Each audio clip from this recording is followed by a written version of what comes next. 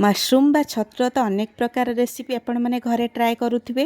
आज आसतु मु आपण मानक ए बटन मशरूम रो गोटे बहुत सुंदर रेसिपी शेयर करी जहाँकि निश्चय डिफरेंट आ डेलीशियस रहिबो। नमस्कार, मु प्रियंका, मो चैनल को अनेक अनेक स्वागत जनाउछि।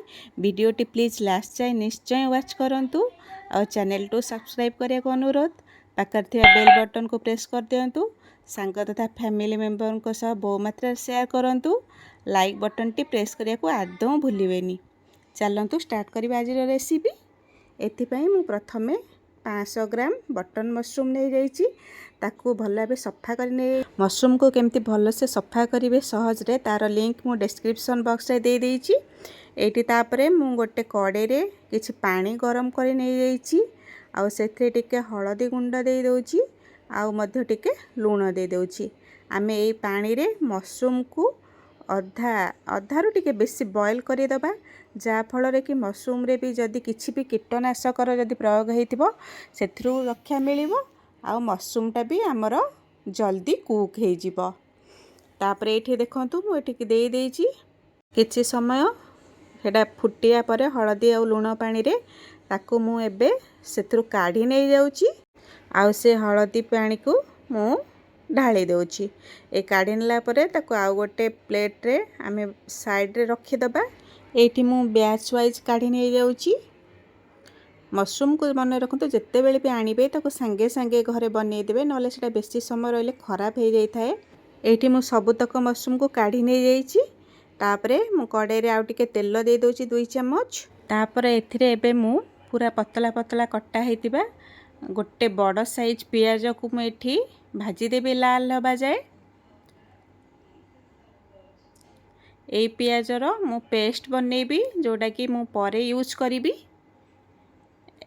एटा एमती भाजी देला परे पियाजर टेस्टटा बहुत बढ़ी जाय थाए। एबे देखंतु पियाज केते बढ़िया से लाल हेकि भाजी हे गलानी।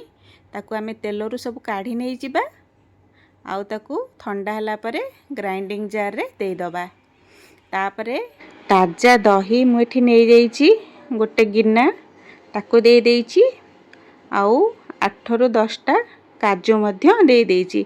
ए सब जिंस को मु नै कि आर गोटे चिकन पेस्ट मु बनै नै जाउछि। एठी देखंतु केते बढ़िया कि चिकन करी कि मु बाटी नै जाइछि।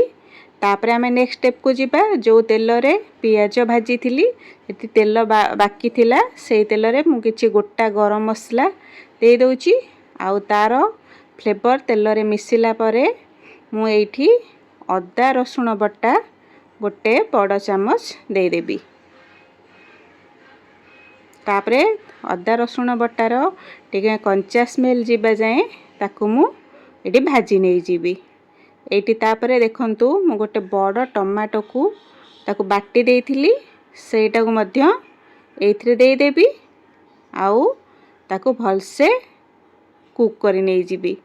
तापरे टमाटो को देला परे एठी मु तरकारी रे जेति की दरकार स्वाद अनुसार लूण दे दोछि आउ तापरे टिके मध्य कसी नै जाउछि।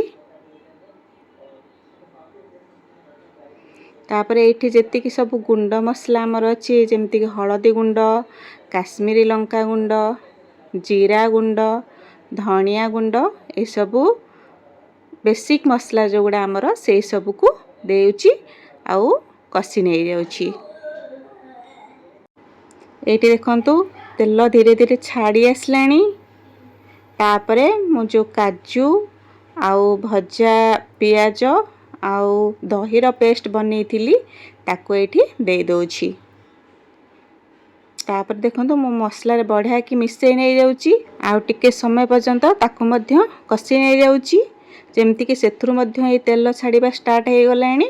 ता माने हमर मसलाटा पूरा कुक हे गलानी।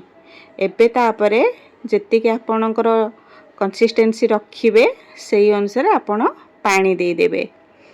एटा तो विशेष करी कम कंसिस्टेंसी रहे झोलटा सेथि पई ग्रेवीटा टिके थिक हुए सेति देखि कि आपण पानी दे देबे। कारण मशरूमटा हमर प्राय कुक हे जाइछि आ 20% भलिया बाकी थिला कुक होबा को सेटा हमें मशरूम दे देबा एबे।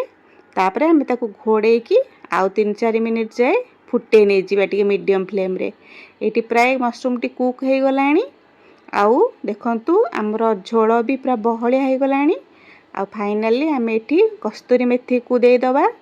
आउ गोटे चम्मच गरम मसला पाउडर दे दबा। आउ किछि फ्रेश धनिया पत्र को मध्य काटिकी दे दबा।